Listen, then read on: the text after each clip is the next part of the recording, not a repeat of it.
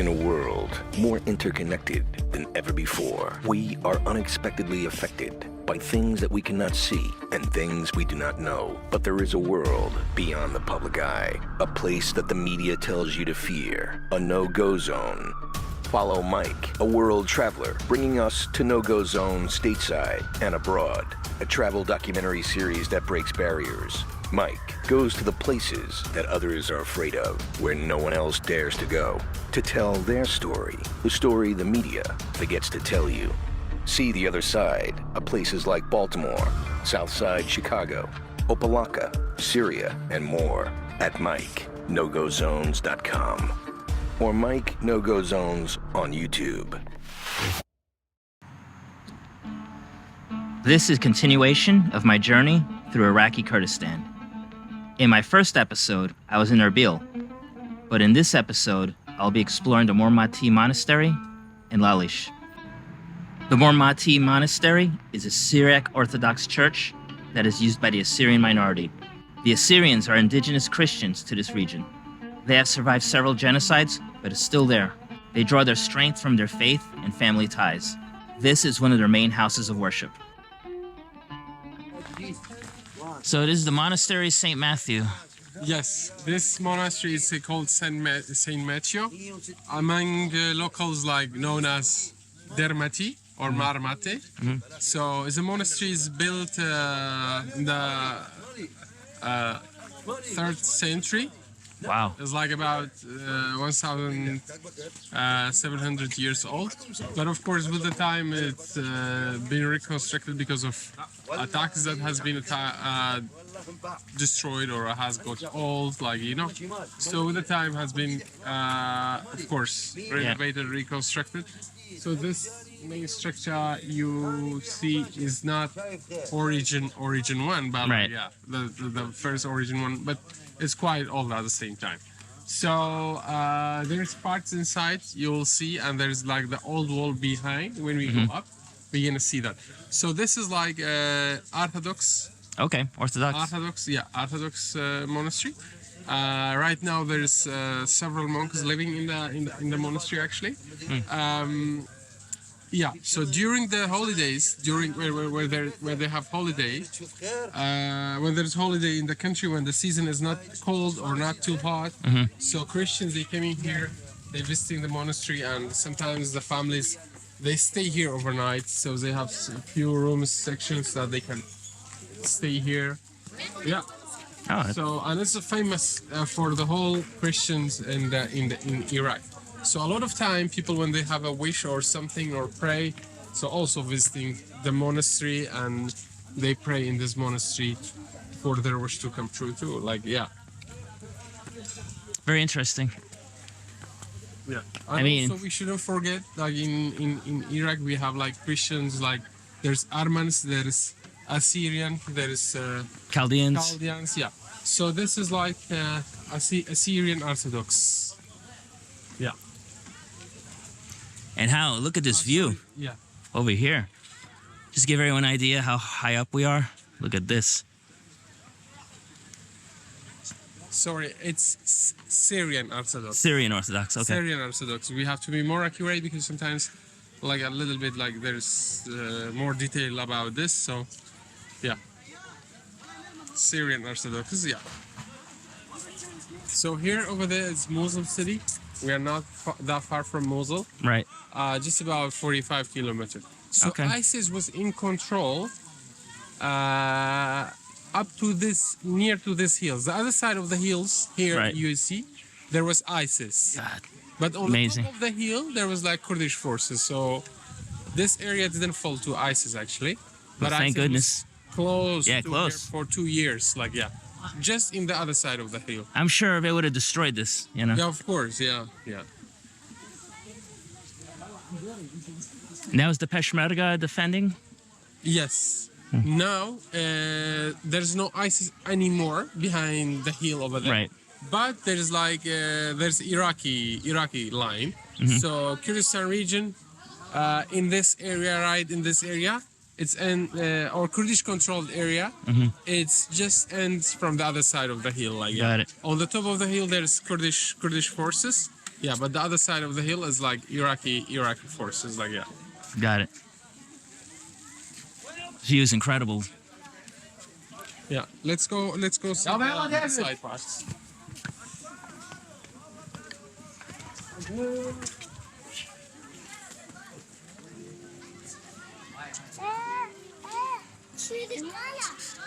So here this the writing on the marble, which is written on the marble, is their own writing, like Syrian.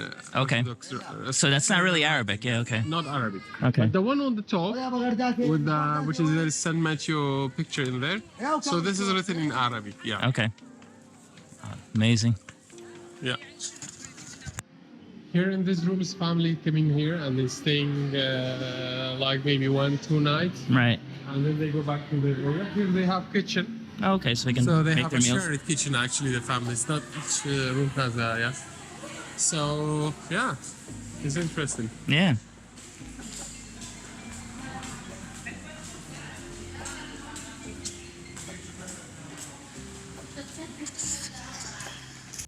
Here I am in the main chapel, and walking to where St. Matthew the Hermit is buried. The chain is worn by believers who want to venerate the saint and ask for intervention.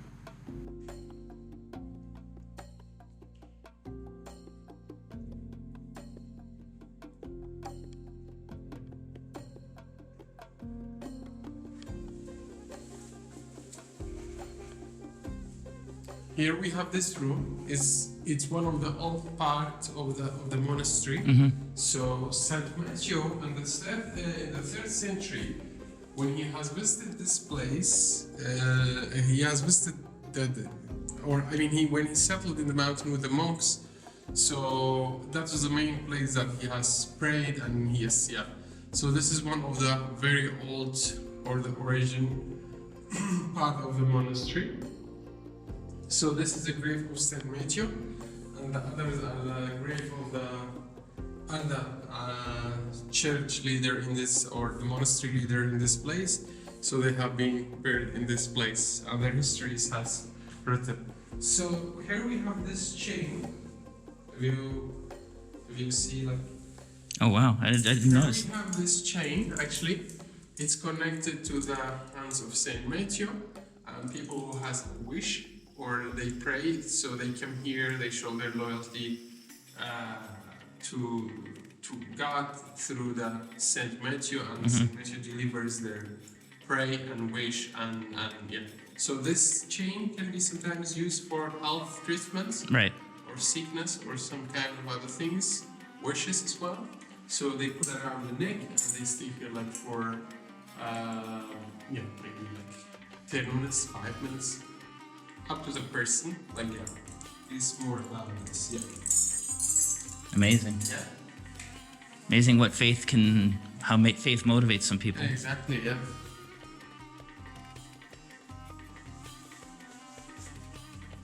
Yeah, you can tell it's really old.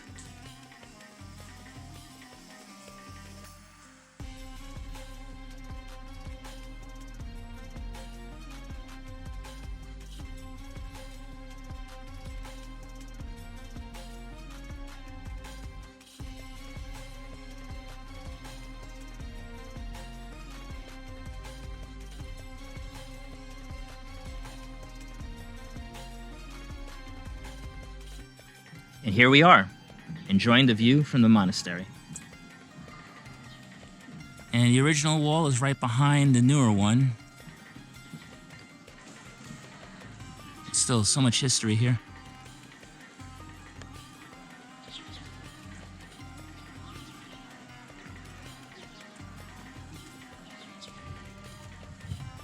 People enjoying the nature over there. Yeah, there you go. Yeah. I really hope none of them fall. Yeah, exactly. Their place is a bit. Yeah, it's a little precarious, yeah. So there's like a.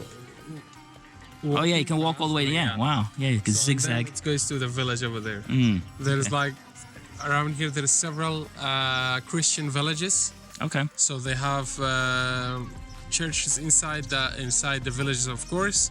So they don't need to come here for praying like in the usual days. Right. But I'm sure like in the occasions they always come in here. Yeah. Right. Because it's like, good for them. They are close to here and they can just do it. But a lot of people also coming from very far during the occasions. Yeah. Including myself. Yeah. I'm a long way from home. Yeah.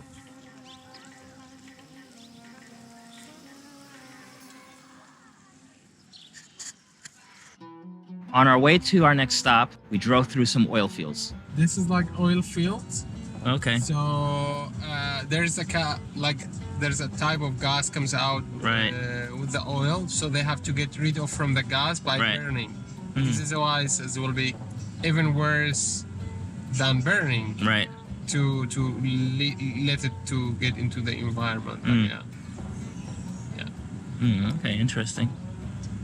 And here we have our little friends. Yeah.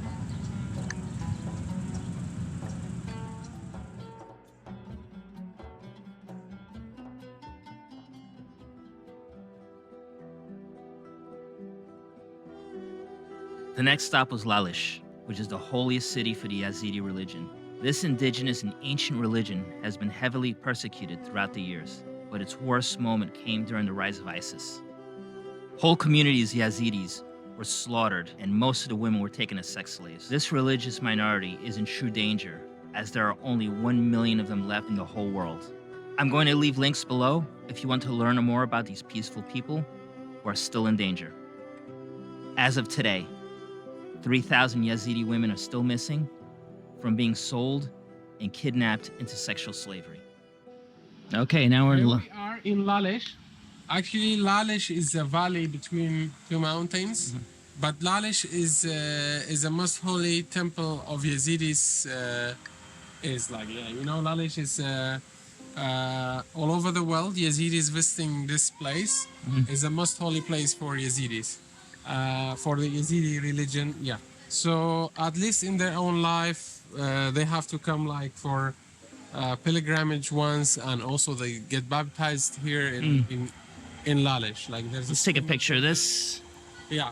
So this is like sunlight, sun exposure. Like yeah. So in the Yazidis, like the natural powers like sunlight and moon, stars. Those are like that's how they see God through this things, like yeah, through natural things. Yeah. So yes, we need to walk a little bit more so till we get into the temple of Lalish. Oh, if I can show everyone, you cannot wear shoes here. It's I'm so glad I wore socks. As my guide, you're not allowed to wear shoes. It's holy ground. So for any travel tips, do not wear sandals. Bring something with socks. Makes it a lot easier to walk around.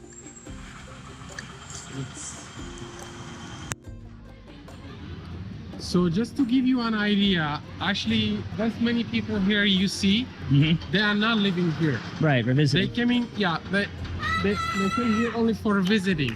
And they come back. Sometimes they stay in the house over here. The houses are empty, just like for 1-2 nights they stay and then they go back home. Right. So it's not a village. So a lot of times people think this is a village or something. No, it's a temple. One family living here for serving, and few other men for religious stuff like that.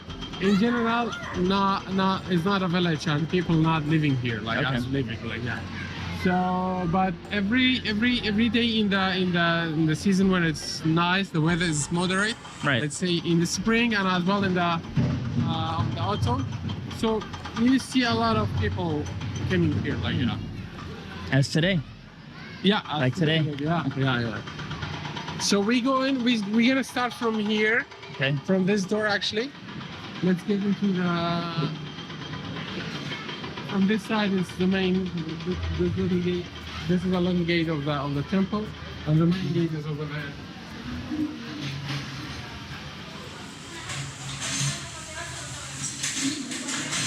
This place let's take a look before we go.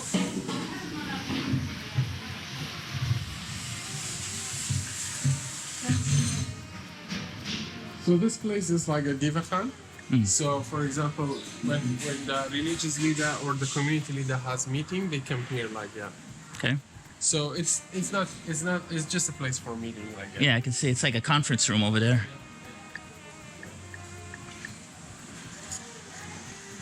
Okay. Here we have this room. Let's get in. So you see a lot of Yeah, a lot of bread. a lot of bread. So in the past, when there was no food available in this way right now, so yeah, what people were doing, those who like have extra bread than their need, and yogurt as well. So they had extra yogurt than they need, so they were bringing the yogurt and bread to this place. And then the people who were in need to eat, they were coming here and they were taking that again. Right. So a naan must. Naan, it means bread. Must, it means like yogurt. Okay. So yeah. So even now, as part of the tradition, so they do this. Probably people are not in need in this way. Right. But still, they come to this place and they part of the religion, part of the culture as well. Like so every year they have like few days in the year, so that the villagers they bring their own stuff from villages to here as part of religion, Right. religious. Yeah, and also like as I said already, it's part of the culture that they do it as well. Like that. So yeah, this is about I mean, you can smell the yeah bread bread and here. yogurt. Yeah. So here's national things like you have like moon, star, sun, and everything like this is on the door. Right. So on the frame of the door. So Yazidis believing that that's how you see the God through this sources. You cannot see God by your eyes, Right, but you can feel the existence of the God through the natural powers, like which exist like sun power, sun, moon, like yeah, and the other things which is on the door right now. But here we have black snake. Black snake is holy in the for Yazidis. They don't kill black snake at all. Like Okay. so, because black snake, it's according to philosophy of the religion. So it has sacrificed itself to save mankind on the planet. So, for example, when Noah, the prophet. Yes. There was Yes. a prophet is named Noah, yeah. Noah. So his sheep getting a hole, like his ark getting a hole, and then black snake stuck itself in the hole. It doesn't let the water come inside. To save the mankind on the planet. Wow. So I didn't know that. yeah. So that's the story. That's what Yazidi philosophy of religion it says like it. So, Interesting. Yeah, that's why black snake is holy, and they don't kill black snake. Okay. Okay. Let's get in now. Okay. We have to pass over. Question for you. I saw a lot of people kissing the doorway. It's just part of the religion and Okay. tradition, like yeah. So, Okay. yeah. It's a holy place when they get into it. So Okay. yeah. And I can see they're renovating it. There's a lot of renovations going on. Yeah, a lot of construction. So here we have this pieces of roses. So somebody who has a wish, they come here and they remind their wish in their mind. Okay. Tie So I go like this. a note, like yeah. Yeah. I'll need both hands. So usually you can open one if you want, but Okay. I'm a little bit skeptical for this. I don't Right. I don't want to ruin someone's wish. Yeah. Yeah. So I can find a space for mine probably. Okay. I believe. Anyway, yeah. There you go. Yeah. Okay. There we go. I'll make my wish.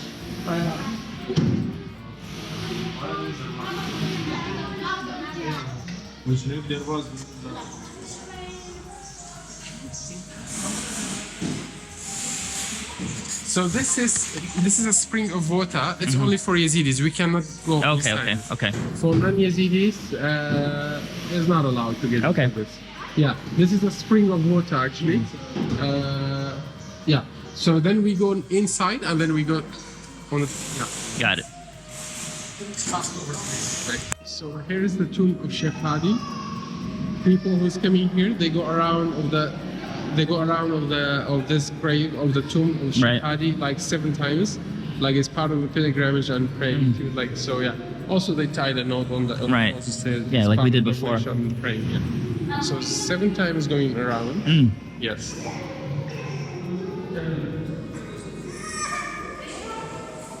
Interesting. And they're kissing the grave and yeah. So now we have other room like yeah. So Sheikh Hadi has come here like in around 12th century according to the history they say. So 12th century has been settled here. Wow. Here we have this room. Let's go.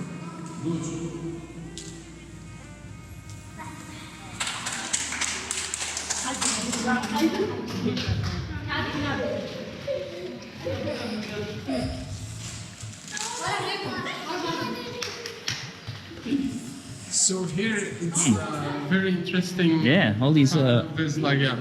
Let's take a look of this. So this gentle lady here, she wants to wanna try her luck. Yeah. She gonna throw this piece of cloth and if it's going to sit on the stone, then it's good like wow. Yeah.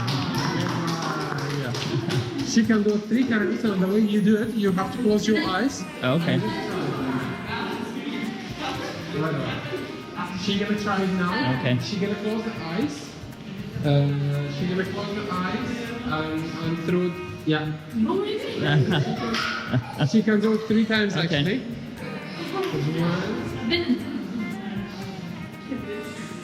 1. All right. So this one as well. Here we have these jars for olive oil. So Okay. before there was no because fire is an important element in the Yazidi religion, Right. So every day they make fire before sunrise and also during the sun, after the sunset. Okay. So before sunrise they make around the temple here. Right. So they make 365 fire, which is equal to the number Days in a year. Yeah, days in a year. yeah. And as well during the sunset, they do after the sunset they do the same 365 fire. So before there was no oil or something, so they had produced olive oil just Okay. to make fire for around the temple, like Got to it. make it yeah for lighting for the religious purpose. Right. Yeah. So they have kept the olive oils in this jar. So every day they have taken it out and they have gone to make fire, and yeah, that's why those jars are here to keep olive oil in it. Amazing. I never knew olive oil was could be used that way. Here they use it. Yeah, it's like this way. And so and as well, we should know like Yazidis still they bring the villages around here even further, not only around here but even far villages. So they bring their olives as a donation to the temple. Got it. So they can make the oil. So there's some people coming as a volunteers. They come in, they produce the olive, oil, and they keep it and they make fire with it. Like every year they do this. Yeah. Amazing. Okay. I'm learning a lot.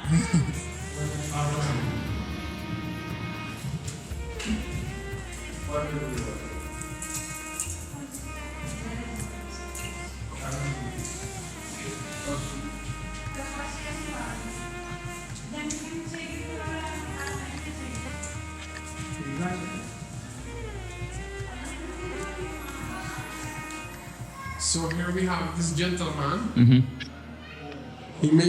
He praying for the people who's coming here. Yazidis, they come here.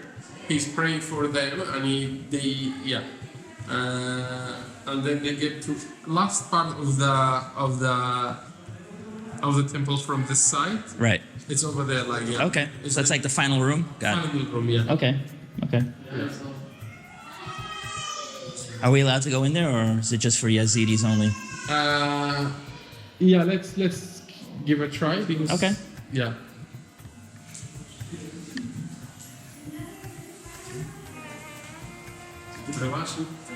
It's okay. Oh, thank you. Pass over that. Yes. Okay, last room. In this last part, it's the end of the room. So it's named, this man here is Sheikh Bakr. I don't know exactly what's his religious position here. Mm-hmm. So, but it's one of the holy man as well, but not as Sheikh Hadi. Sheikh Hadi is we cannot go up. We have to stand here because it's only Right, yeah. they can go up. So on Yazidis, when they go up and then when they come back, they never turn their back to it. Like okay. they always come back. Oh, so you gotta walk like that. Yes, Got they it. walk back. Got it. It's like yeah. I'll follow the rule just to be respectful. Yes, of course. We all like yeah. Yeah. It's great. It's a nice thing. Yeah. So yes, it is like this. Wow. Sheikh Bakr, like yeah. Sheikh Bakr. Okay. Very interesting. Amazing. After stepping out of the temple, I was lucky enough to see Yazidis baptizing their children. So this is a spring of water. It's called Kani Speed. Yeah, Kani Speed means the spring, the white spring. The white spring source of water. Like, yeah. Okay. So yeah, people they do baptizing here. Yeah, I can hear it. Yes. Yeah. Well, it's a celebration. And Yeah. now, do they baptize as babies or Babies. Babies. Yeah. Okay. As you see, these babies are. Oh, okay. Oh, okay. Okay. Baptized. Oh, all right. Okay.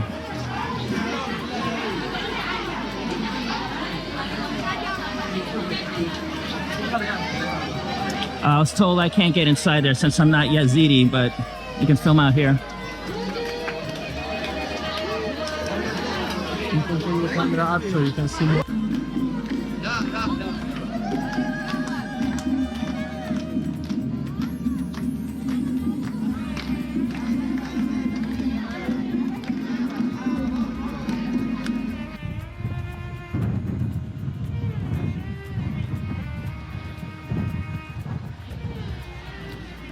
You can tell Yazidi houses of worship are cone-shaped. Very unique. I've never seen anything like this in my life, and I've been around. Very unique On our way place. to Duhok, we came across a Yazidi refugee camp. All right, we're in a town that's populated by Yazidis. And this is a refugee camp, and it's really sad what happened to these people. Yeah, these people are Yazidis from Sinjar area. Right. Internally displaced people like from Sinjar. Sinjar is located in west of Mosul. Okay. Now this camp is near Duhok city. It means like it's quite far from their origin area. Right. So their area is like under the Iraqi government, and this area is under the Kurdish government. Like, yeah. Okay. Iraq federal government, their area is under, like it's Sinjar, call it. So here is Duhok area, it's Kurdistan region, like yeah.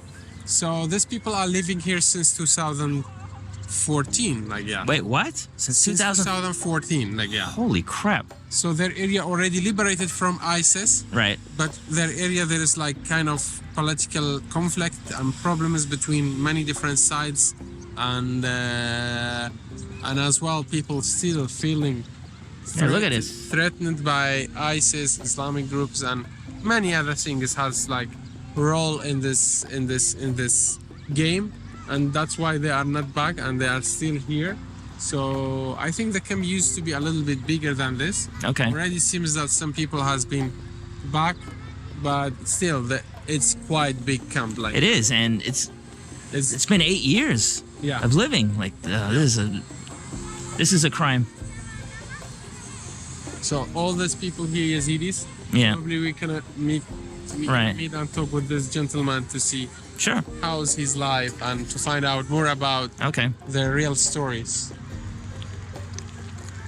My guide and I sat down with the young man, but he asked not to be filmed. He told us his story about how most of his family had been lost to the last genocide and how he had to quit school. This fellow had dreams and ambitions, just like the rest of us, but lost everything because of being born Yazidi. The slaughter of these people happened right in plain sight, and barely anyone cared. I was speechless and humbled after that encounter, and felt grateful for being born in a free society. Hey, make sure to catch the next episode, where I explore the city of Duhok and one of Saddam Hussein's old palaces. Please make sure to like and subscribe.